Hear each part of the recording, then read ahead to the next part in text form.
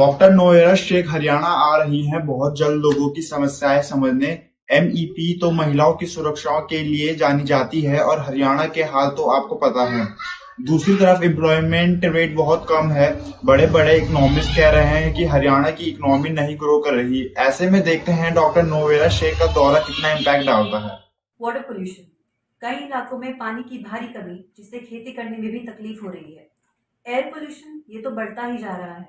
Industries कचरा dump कर रही है पानी में, पानी पोल्यूट हो रहा है। देखते हैं ऐसे में डॉक्टर नोवेरा शेख का क्या रुख रहेगा। एमईपी पार्टी से उम्मीद तो बहुत है। हरियाणा इस समय एक्सट्रीम वाटर क्राइसिस फेस कर रहा है। बहुत जगह ग्राउंड वाटर कम हो रहा है। सरकार ने कोई कदम नहीं उठाया तो हरियाणा में पानी की और भारी समस्या देखने को मिल सकती है। डॉक्टर नोवेरा शेख हरियाणा आ रहे हैं, उनसे उम्मीद है कि वे इस मुद्दे को सरकार तक जरूर पहुंचाएंगी। हमारे यहाँ हरियाणा में महिलाओं और सड़कों और पानी की ज्यादा दिक्कत है।